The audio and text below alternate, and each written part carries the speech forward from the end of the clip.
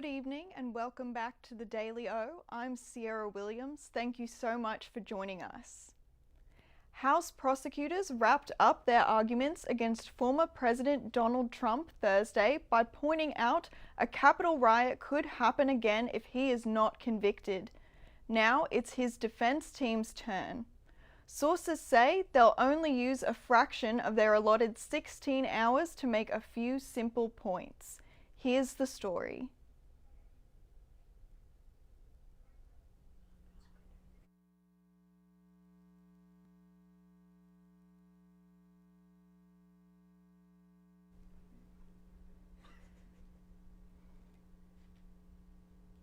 Former President Donald Trump's defense team will have their turn today to explain why they believe he is not responsible for the deadly insurrection at the Capitol. And despite having 16 hours over the next 2 days to present their case, Trump's lawyers could make their defense as short as 3 hours. That's according to a source close to the former president's legal team. There's no reason for us to be out there a long time. As I said from the start of this thing, this trial never should have happened. They will use their time attempting to show no connection between Trump and the January 6th insurrection. And video examples they say demonstrate Democratic leaders using what they call similar language to the former president. One possible clip is of Senate Majority Leader Chuck Schumer speaking outside the Supreme Court last March, the source close to Trump's team says. I want to tell you, Gorsuch, I want to tell you, Kavanaugh, you have released the whirlwind, and you will pay the price. The argument despite no violence happening after Schumer's speech, like it did following Trump's rally on January 6th. The former president's lawyers also meeting with 3 Republican senators Thursday night. Even with their roles as jurors, Texas Senator Ted Cruz says they discussed Trump's defense strategy. I urged the Trump defense lawyers is focus on the point I just made, which is that the legal standard in all 16 hours of the House manager's presentation, they spent only about 15 minutes on the legal standard for incitement. And they created this brand new standard that's found in no criminal code. One Democrat calling the efforts by the group of GOP senators desperate. They're worried, and they should be. In these 2 days, the House managers have put together a powerful case against this president. In their final arguments, the House impeachment managers urging senators to hold Trump accountable. We humbly ask you to convict President Trump for the crime for which he is overwhelmingly guilty of. If we let it go unanswered, who's to say it won't happen again? Focusing on how many rioters they say were following the former president's direction that day. Donald Trump had sent them there. They truly believed that the whole intrusion was at the president's orders, and we know that because they said so. I thought I was following my president. I thought I was following what we were called to do. Their presentation including a timeline showing how Trump embraced violence even before becoming president, and examples of how Trump showed no remorse after the attack. My speech and my words and my final paragraph, my final sentence, and everybody to the T thought it was totally appropriate. He knew the people that died. And his message to all of us was that his conduct was totally appropriate. The House prosecutors sending this warning, saying an acquittal for Trump is a dangerous risk. President Trump declared his conduct totally appropriate. So, if he gets back into office and it happens again, we'll have no one to blame but ourselves.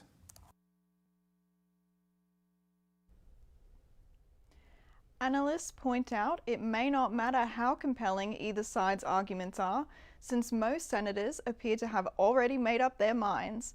One Republican senator reportedly filled out a blank map of Asia during the House manager's arguments. 3 others huddled up with Trump's lawyers to craft a strategy. Democrats need to sway 17 Republicans to get enough votes for a conviction. As with most things on campus, COVID-19 has impacted university dining services and has forced them to find a safe way to get students food. The Daily O's Yvonne Wong has more.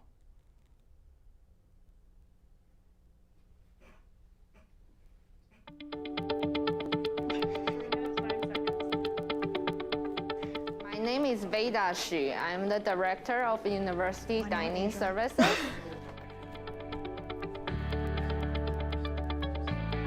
Dining services are here to serve students, so believe it or not, we never closed. The biggest challenge is, of course, we need to adapt to the situation. We need to make sure all the safety precautions in place, not just for serving students, also for our staff.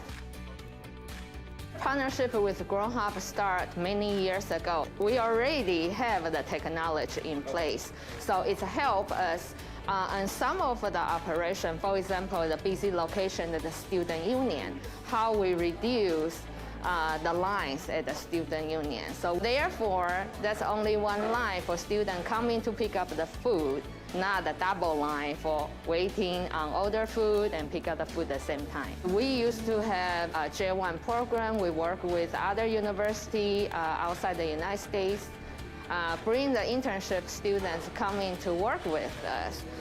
But this year, because COVID, the whole program has to shut down. So we have a lot less student employee on campus this year as well. So all the facts put together, it's been a very challenging year for staffing part. As you can see, we have a different signage between our tables and chairs. In some area, we will be able to reduce the seating, so we make sure we keep the good enough social distance. So those are the daily, day-to-day precaution we are taking. And you can see all our staff have the mask on. We have all the PPE, the plexiglass in front of our register. We have 30 different concepts. That means 30 different sets, policy, guideline, the practice to put. So we are kind of really the pioneer with the rest of the college university. We know we will have a challenge. Some operation we maybe have reduced the hours. Some operation we have a streamlined menu, but we still do our best to make sure we open to serve the students.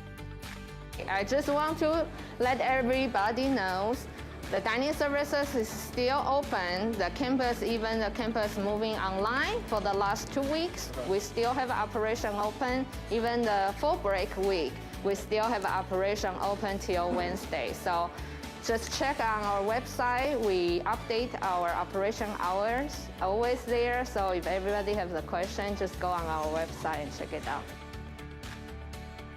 We are all in this together. Thank you, Yvonne. For more information about how dining services is keeping students safe, visit dining.okstate.edu. OSU announced earlier today that rather than cancelling classes, we'll have a virtual campus. Students and faculty will be informed of the decision made via the Cowboy Weather Alert system on bad weather days.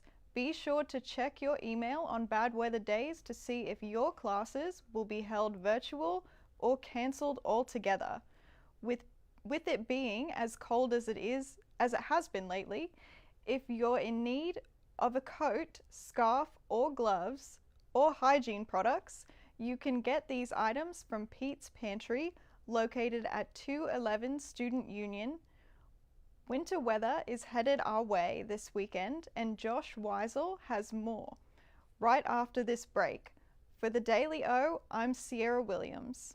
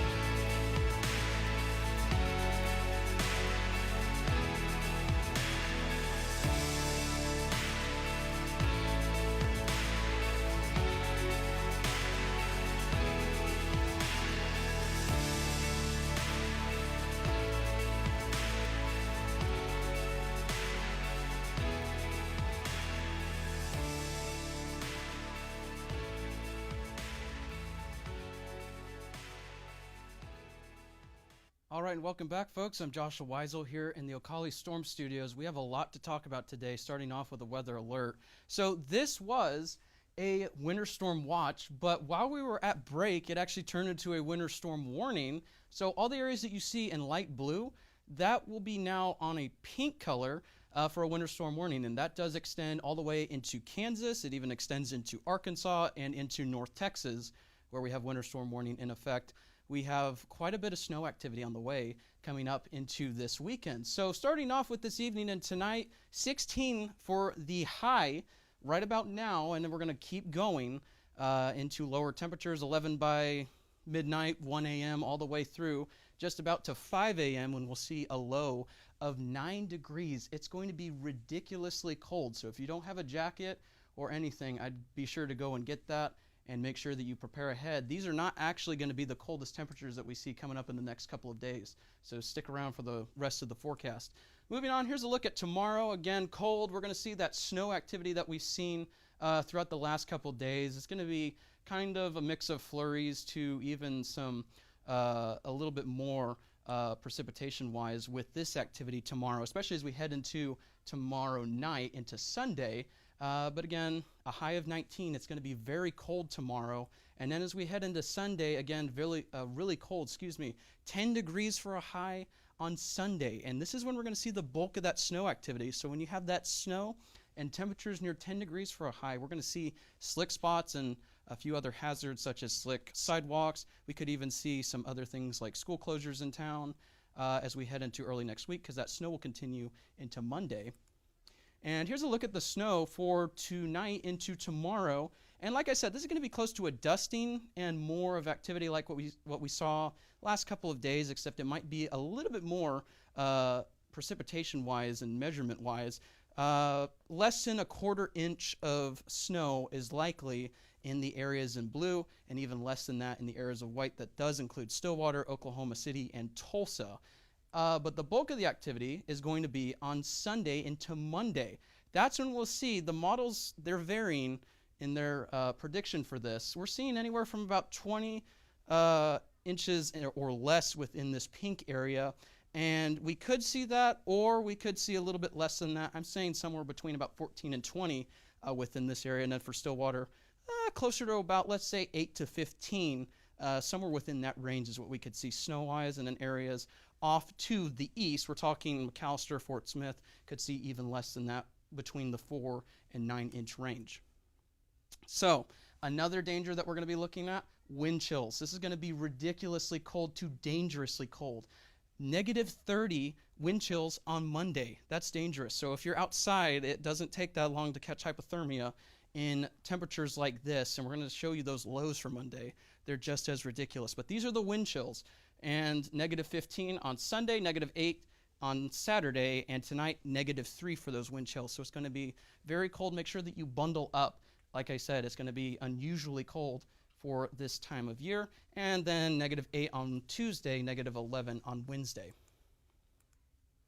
All right, so here's my winter weather impacts for the area. We're talking slick roads, slick sidewalks, closed roads, and even school closings for the school district in Stillwater might be possible from this. Very likely all across the board. So you're going to make sure that you're prepared for this. We're talking winter walking safety. Pay attention. Do not be texting while you're walking. You're going to make sure that you're aware of the sidewalks and the handrails on stairs. Those could be slick. Wear proper warm weather gear. I'm talking beanies, coats, and gloves, whatever you can use to make yourself warm if you have to get out. But this is that time that you're going to want to stay in through this weekend. Use, like I said, handrails, and make sure that when you're walking, you retain your center of gravity, and make sure that you give yourself extra time to where you're going. You don't want to rush with these slick spots. For driving, make sure that you're slowing down. There's a lot of people that for some reason, when it's cold, they decide to go about 0 to 100 real quick, and that's not what you're going to want to do for this. When we have these type of temperatures and precipitation, that can lead to slick spots on the road, so make sure that you reduce your speed. Clear off ice, snow, and anything on your car and on the windshields, windows, mirrors, you name it, and make sure you turn on your headlights and leave extra room between you and the car in front of you. These are my winter safety tips. And then also for your room, make sure that you fill up your car before we get into these temperatures. Make sure that it's filled with gas before we get into these sub-zero temperatures. Also make sure that you check your heating equipment, make sure that you're bundled up and that your pets are ready as well as we head into these cold temperatures. So here's a look at my extended 10-day forecast. There is hope. Take a look at that. We're in the 30s at the end of my 10-day forecast. So we're going to get through this. It's just going to take a while to get there. And look at that. Also partly sunny skies with the forecast for now. So like I said, there's hope. Still going to be a little bit cold for its lows, but another snowstorm possible on Wednesday. So make sure that you tune in for future forecast updates. Another potential snowstorm on that time, late Tuesday into Wednesday. But the main activity is going to be right here Sunday and Monday when we will see those higher measurements of snow across the area. I'll step out of the way real quick just to show you. -8 is the low on Monday. Like I said, dangerously low temperatures. Make sure that you're bundled up and you're ready for this. The high on Monday is 7. So like I said, these are going to be potentially record-breaking low temperatures across the area and high temperatures. So make sure that you're bundled up and you're ready for this coming up in the next couple of days. Speaking of which, stay tuned for sports coming up right after this. I'm Jeff Watts, Chief of Police for the City of Stillwater. This year, on October the 18th and 19th, OSU alumni will be hosting Walk Around and the Homecoming Parade. During this time, Stillwater Police Department, Payne County Sheriff's Office, OSU Police Department, Oklahoma Highway Patrol, Stillwater Emergency Management, and Stillwater Fire Department will be teamed up to provide a safe environment for all of our visitors and residents. During this event, you will see a very high concentration of police officers at every intersection. Don't be alarmed, this is simply there for your safety. If you are in a crowd and you happen to see something that you feel should be brought to an officer's attention, don't hesitate to contact the nearest law enforcement officer and bring that to their attention. Throughout the event, there will be comfort stations, there will be first responders. If you need medical assistance, don't hesitate to ask for help. Also, be sure to dress for the weather, bring plenty of water, and we recommend that you leave your pets at home, as these large crowds can oftentimes stress out your animals. We hope that you have a great time and that your experience here is a positive one. If you need anything, don't hesitate to reach out to any of our emergency personnel or first responders. We'll be glad to help you in any way we can. Thank you. Tired of paying for parking at those other airports? Fly Stillwater Regional Airport. We offer proximity, free parking, and short security lines. Still making long drives to Oklahoma City or Tulsa just for the airport? Stay close to home and fly with Stillwater Regional Airport. Daily non-stop flights to DFW with 800 plus flight connections in 29 countries. Welcome back to the Daily O. I'm Karsten Melton here at the Sports Desk, and we're going to wrap up the week before the super cold weekend. The Oklahoma State men's and women's teams were in action this past week, with the men taking on Kansas and the women taking on the Texas Longhorns. We'll start with the latter as the Cowgirls traveled to Austin to take on Texas. Oklahoma State was riding a 5-game win streak going into the game, and were looking to extend it. But after a back-and-forth first quarter, the Cowgirls were shut down in the second quarter, only scoring 4 points while giving up 19. It was all Texas the rest of the way, and the Cowgirls would fall 64-53. Texas forward Charlie Collier had her way, scoring 28 points and grabbing 19 rebounds. OK State's Natasha Mack led the frustrated group with 16 points and only 6 rebounds. For the men's game, we have our own Jace Andrews breaking down all the action from Lawrence, Kansas. Oklahoma State is determined to bounce back after a tough loss to the Kansas Jayhawks. After the long, hard-fought win on Saturday against Texas, the Cowboys were thrown right back into the fight on Monday against the Jayhawks in Allen Fieldhouse. Even though these Cowboys were tired, they gave no excuses. No matter if we played a double overtime game 2 days ago or not, the great teams, they're able to play Saturday no matter how much it is and come back and win Monday. That's what the great teams do. The Cowboys played with all they had, as watching the game, you would not be able to tell that these guys played 50 minutes of basketball just 2 days prior. Although the Cowboys fell to the Jayhawks 78-66, the Cowboys had some great scoring from the likes of Cade Cunningham, Avery Anderson, and Isaac Likely, as they accounted for 49 of the Cowboys' points. These three guys not only led the team on the court, but off it as well. they never changed their facial expressions or their look, and they kept trying to lead the team like they know how to. And then in post-game in the locker room, that message was the same. The Cowboys have played with this leadership and attitude all year. Even when the game looked bleak for the Cowboys, down by 8 with just under 6 minutes left of play, the Cowboys always looked on the positive side of things and never got down on themselves. So yeah, you're not gonna see us hang our heads. You're not gonna see us sad. It's basketball, and we got to be better. We'll be better. Though this loss is not what the Cowboys wanted, they have put themselves right in the mix as they finish out this last month of conference play. They know that if they focus on the road ahead, everything will fall perfectly into place. What we got to do is find a way to get some rest the next couple of days, get ourselves our attention focused on getting ready for K-State on Saturday and trying to take care of business. The Cowboys will look to get themselves back in the win column on Saturday when they take on the Kansas State Wildcats in Gallagher-Iba Arena.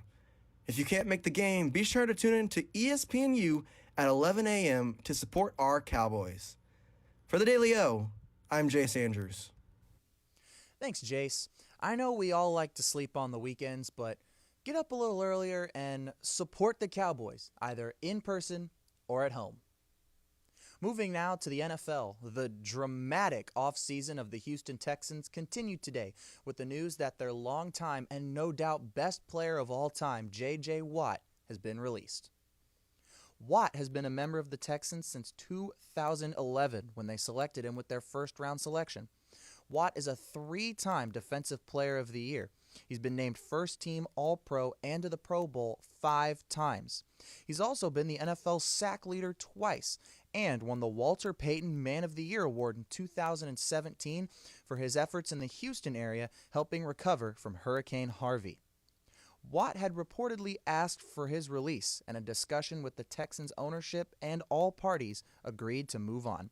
Watt posted this video this morning addressing the move.